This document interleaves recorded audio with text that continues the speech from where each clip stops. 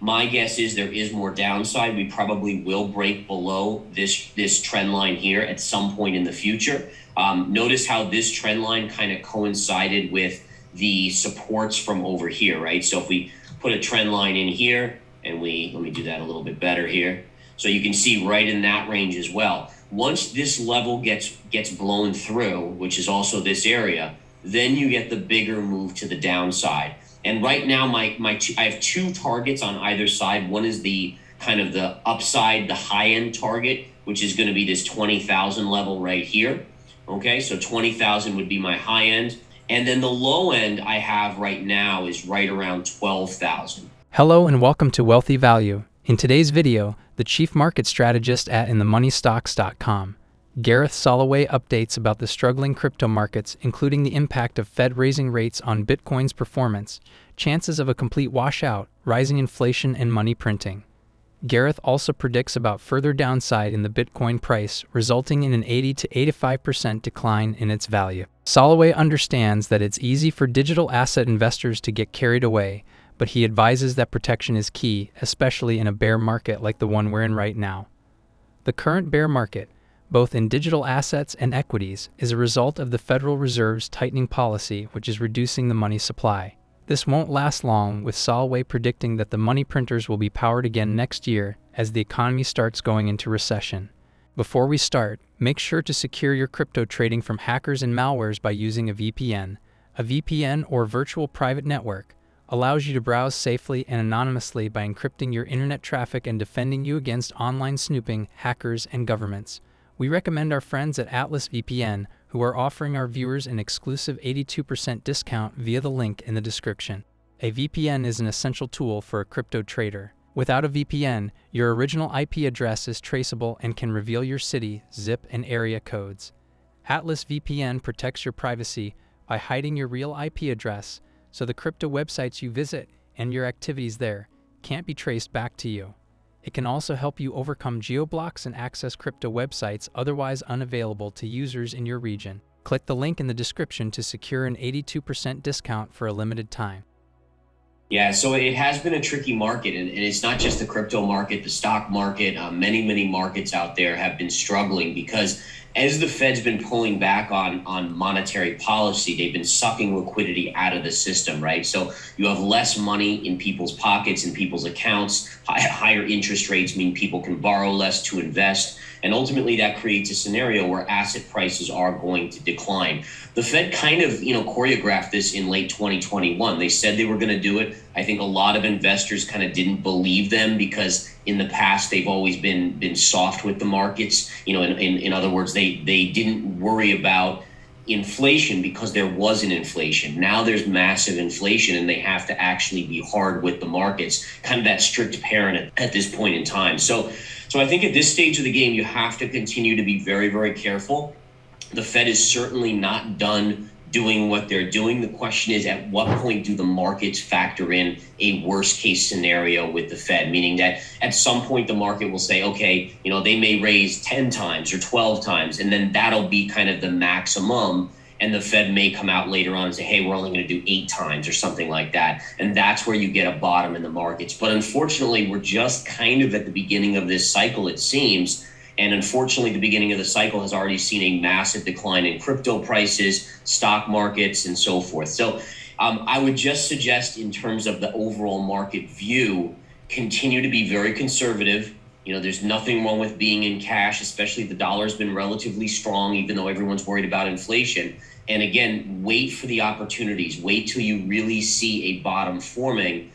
Then start to deploy more capital. And I think you have to look back at previous cycles in Bitcoin. And I think it's also important to recognize that previous cycles may not fully hold because there's a different dynamic this cycle, meaning that in previous cycles, the Fed was always printing money. It was just a matter of how much. So the question would be then is, now that they're really pulling back on that, does that change the cycle? Does it elongate the cycle? So past cycles, past bear markets in Bitcoin, usually to reach the bottom, it's about 12 to 18 months. To actually come out and take out the previous all-time high, it's usually closer to 2+ years. So I think you have to kind of at least go in that time zone.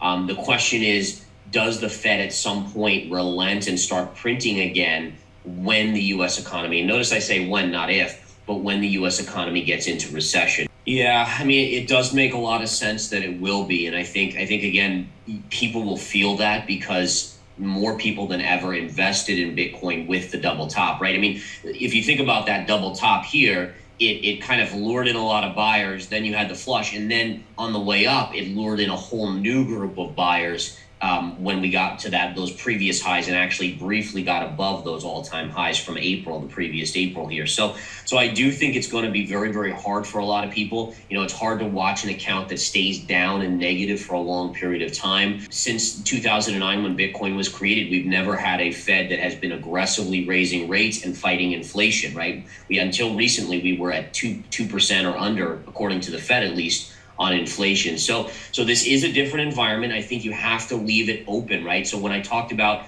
hey, I think these are my high end, low end targets, notice I also said, yeah, but there's a chance it goes even below my low end target. So again, what I think is the most important thing for a trader or an investor, always expect the unexpected. The last 2 weeks in crypto have been very, very quiet. Very, very quiet. And, basically I've just been sitting on the long side with a small position on Bitcoin, and there's not a whole lot else to do. And I think it's important for everyone to, there's so many newer investors, and this, Steve, that they're addicted to the action and the adrenaline of trades.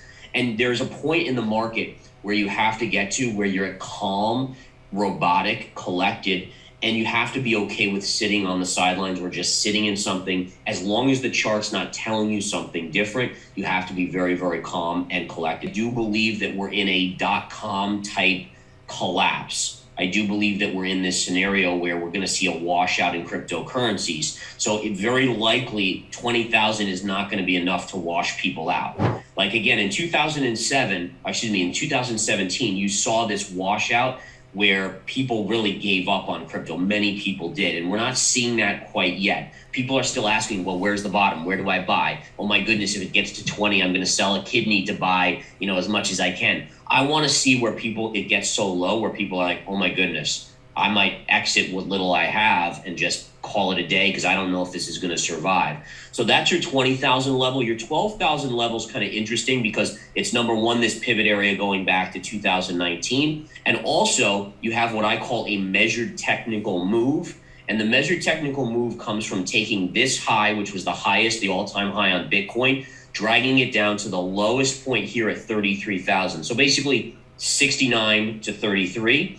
And then a measured move would come in where you take the highest point after the consolidation and you drop it that same amount. And if you do that, you also get 12,000. 12,000 would also be that target, that measured move target. And lastly, I love to mention this is that every previous bear market in Bitcoin has seen an 80 to 85% decline in price. If you take 80 to 85% of 69,000, you right around get 12,000 as well. Welcome to the club, meaning that it's not fun, but each and every one of us as a starting investor, we go through this, right? So we go through initially starting to invest, thinking it's the easiest thing in a bull market, making lots of money, being like, oh, why didn't I do this 10 years ago? I'd be a zillionaire by now. And then the market goes into a bear market and we get punished. So, I mean, it's not a great club to be in, but I think every investor has been through it in their early years. And the hope is that you learn from it, right? We all have to learn from it. For me, I've been through it multiple times, 1999, 2000, 2007 through 2009. And then there were mini bear markets along the way. And so I've been burned enough times where I kind of saw the signs, the writing on the wall